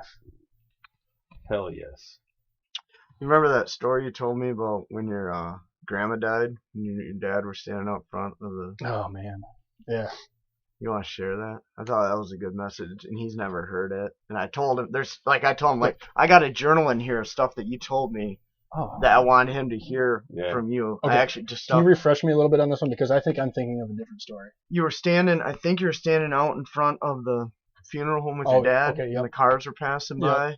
Yep. So I was a kid, and my grandfather had passed away, and, you know, we're walking out of the funeral home, and of course, like, when it's your first loss, you're just like devastated. You don't know what to do. You just want to cry, just break down, you know. Right. And we just walk out of the funeral home. We're standing up on the steps, and my dad's like, look around, you know. And I'm like, you know, what the hell are you talking about? And there's people walking by in the street and cars driving by and everything. He's like, and the world doesn't stop for you. Life goes on. Like, and I remember driving from the funeral home over to where he's buried. And I'm just watching cars drive by. I'm like, geez, like, he's right, you know. And then, you know, we've been through, you know, tragic things, or what we felt was tragic, and I know you've been through tragic things. And, like, when you start thinking about it like that, you're like, okay, like, these people do feel bad, you know, like, everybody around you feels bad. I feel bad, you know, if it's somebody I don't even know, like, I'll drive past a, you know, procession or whatever, I'm like, God, like, that sucks for all those people. But, like, I'm still gonna swing in grab a can of chew and a Mountain Dew on my way to work. It's Right. not gonna like knock that wind out of my sail. Life still goes. Yeah. And it's Time always, keeps going, yeah. right? Yep. I think one of the ways I always kind of viewed that, because I remember the first time that I kind of realized that life kind of kept going and like the world didn't stop because of the loss of a loved one. Like it almost was crushing and offensive for a second, It made me feel bad, but then I learned that when you lose a loved one, if I keep living my life, my best life, then I'm honoring that person, for one.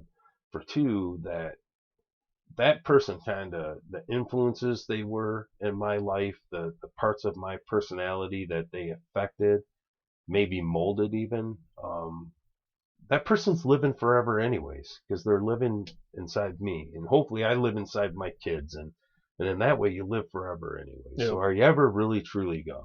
Not Yeah. really, and that always kind of comforted me too. Yeah. I remember like my grandmother passed away 2 years Now ago. now Go ahead. after I thought about it for a minute, I'm like, the story, and I said grandmother. Yeah. Yeah. Yeah, go ahead. Yeah. So, like, this one's a little bit more funny, I guess. My grandmother used to be like just a jokester. She'd go to church and just like joke around. Like she'd make faces at the pastor when he's doing stuff, Oh, or wow. she'd be Fun throwing person. stuff at the woman playing the piano up there, And so my wife, like 2 days before, she had to have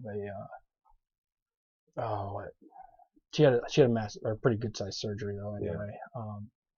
And we're standing up at the casket, and my family had decided to take all of her, like, she collected angels, and they wanted us, each of the grandkids, to like pick an angel and put it in the casket with her. Pick your favorite one, right?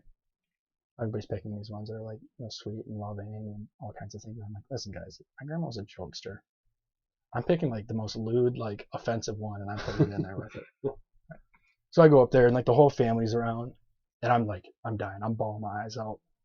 And I come back, and I think this was like one of the first major things I brought my wife to. And I give her a hug, and she's like, Jesus, if I knew you were going to act like a woman today, like, we would have got your uterus out yesterday. And I was like, what the hell? Ouch. But it like makes it, it's funny because like I'm being kind of an a-hole by putting this funny angel in there, Right. And then, like, it's definitely something my grandmother would have said. Yeah. And she never really got to meet my wife, so I was like, oh, it's perfect. Right. Wow. That's awesome. Yeah, when you said that, I'm like, oh shit, I said your grandmother. I forgot about that story. Yeah.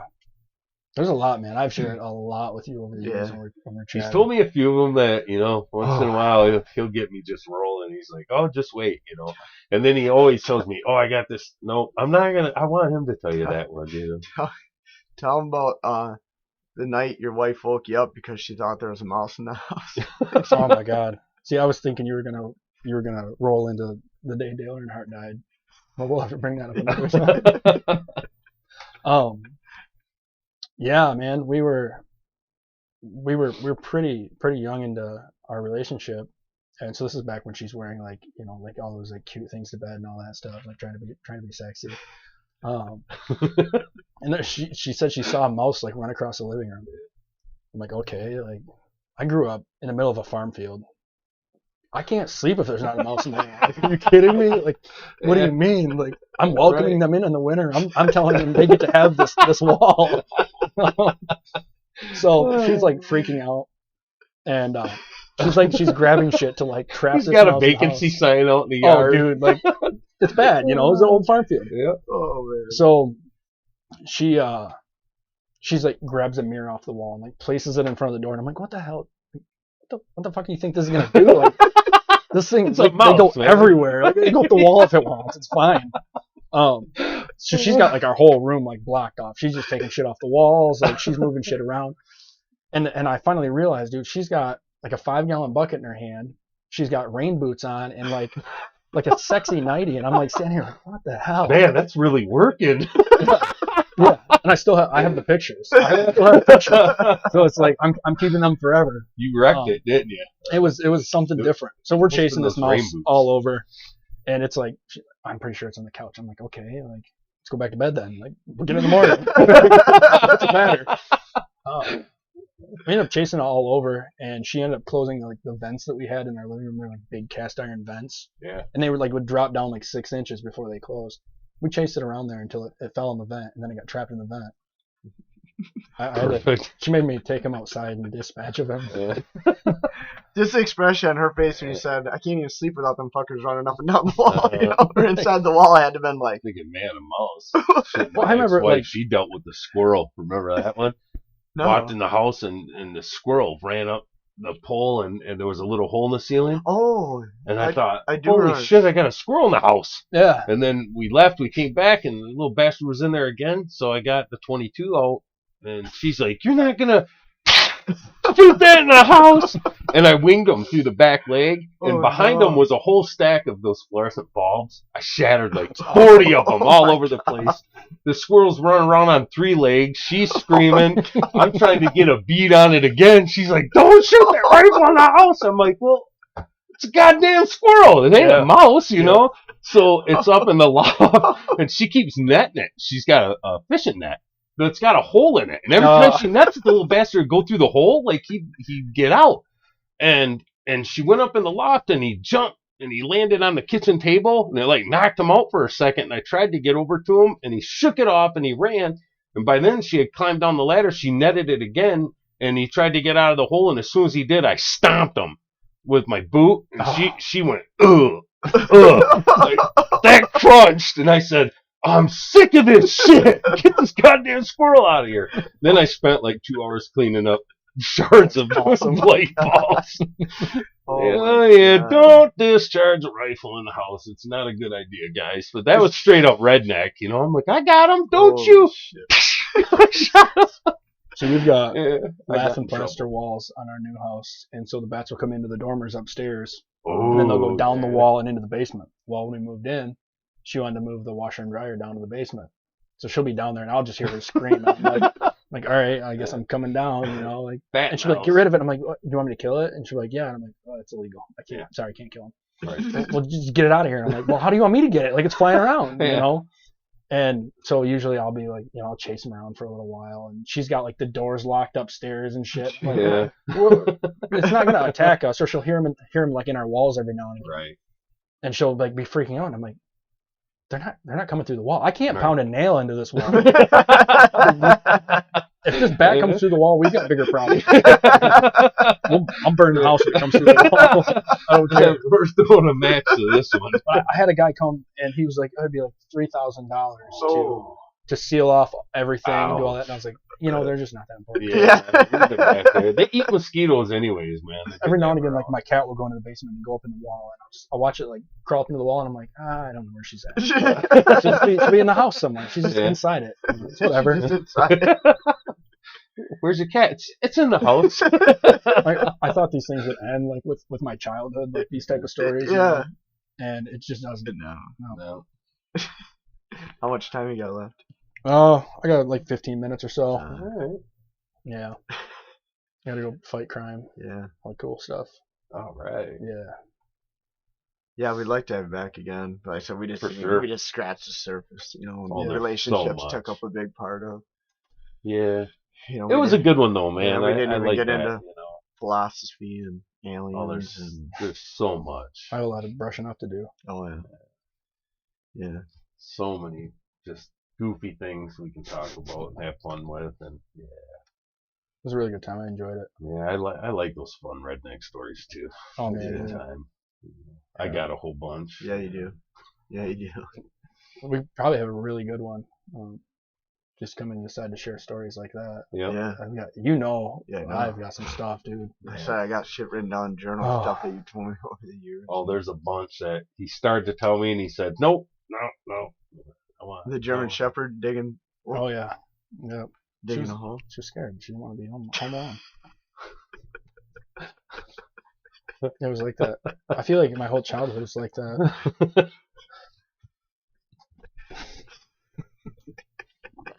It's like coming back around to like the day you know Dale Senior passed.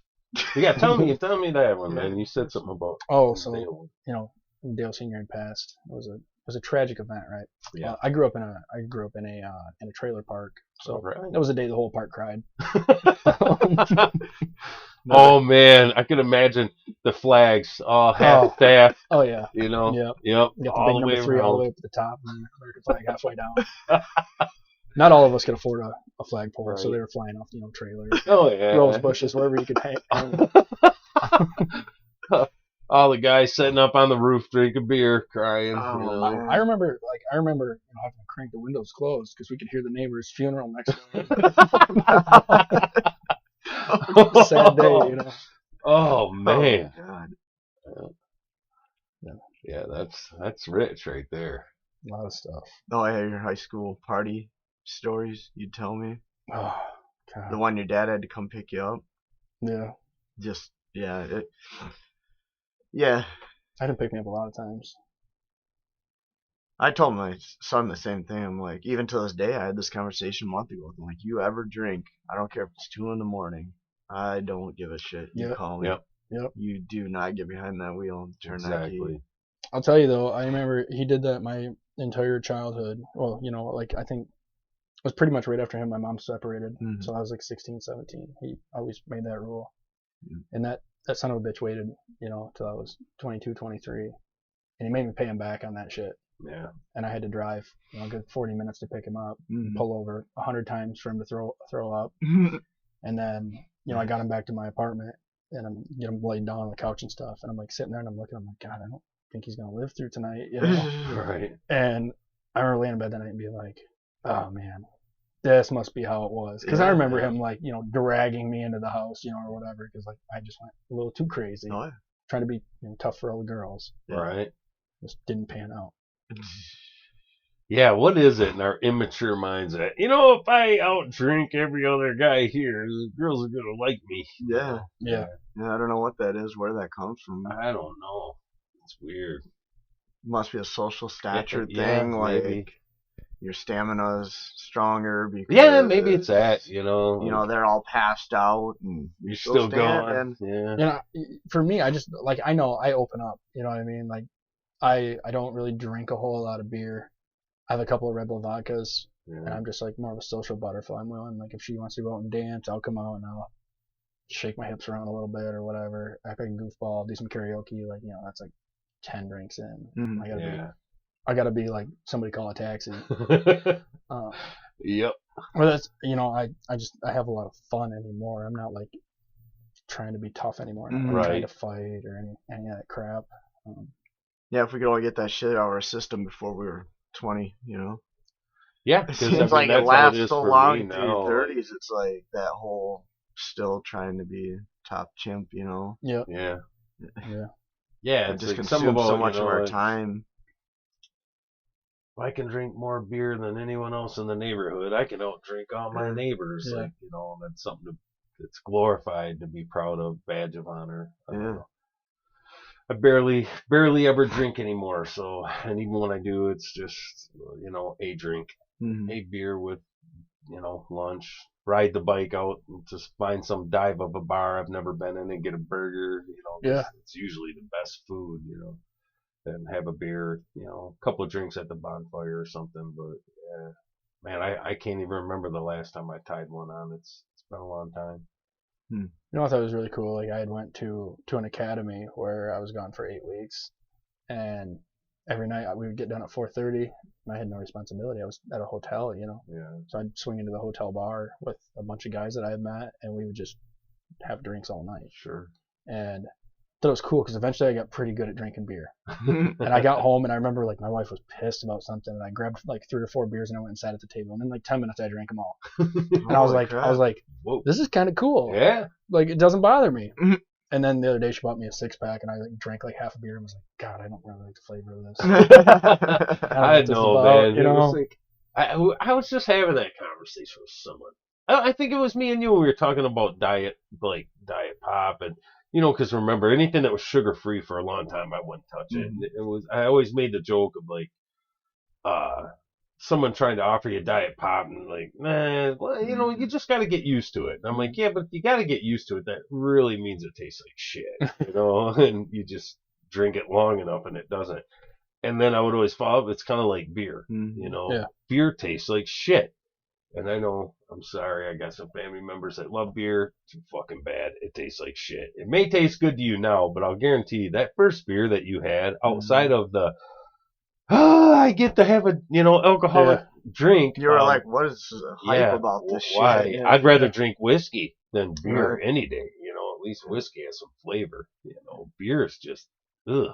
Make fun of me. I'll have like 2-3 of those Mike's Hard Lemonades or whatever, like the Yeah. real fruity, like Yeah. Seagrams or whatever. Yeah. Right. I'll have a couple of those, and then I'm I'll just like, admit it. whatever, man. I'm gonna kill my manhood right now, but I'd take a hard lemonade over a beer. I My think- brother-in-law makes fun of me all the time because I'll have the Smirnoff Ice or something, but Outside They of taste people better. flexing, if people could just be open and honest with their feelings, they would admit that shit tastes better than most of the other shit out Yep. there they're drinking. women, because they were like, "Oh, that's a woman's Yeah. drink." Well, then she's got better taste Why? than Because you. it doesn't make my mouth pucker when I take a fucking drink. Yeah, Like it I doesn't can make me actually wanna, sit there and drink it and socialize. Yeah. I'm not like, ugh. why do you guzzle that? Because it tastes like shit. You're Yeah. just Yeah. pounding it down because Yeah. you want the effect of it, but Right. you're trying to rush through. Whoever just really sips a beer and just like a glass of wine. Yeah. You do the little swish, you enjoy it, savor it. Yeah. I never see anyone savor beer. You watch them No. if no one's watching them or they don't know someone's watching them. Send the restaurant when people are drinking and watch them. It's funny. They just Yeah. they put it down and then like, yeah, it tastes like shit, don't it? Yeah. All right, well, let's cut this one off so we All can right. get out of here. Thanks for coming, man. Yeah, That was an absolute appreciate blast. you, man. Yeah, oh, I enjoyed it. I Yeah. can't wait to do Do this again. Yeah, for sure. We want to do something special for episode 10, and you Yep. were the first one we thought of. So, Yeah, perfect. yeah, like, share, subscribe, Yeah, give us a thumbs up, guys. Come on. rate it. Spotify, Apple Music, Amazon, Rumble. Yeah, I forget to put. Yeah, it's on Yeah. Rumble too. Rumble Definitely too. YouTube. It's where we get our Facebook, most- Instagram. Yeah, Twitter. On Yeah. Twitter. All right, guys. Hope you enjoyed. All right. Thanks. Boom.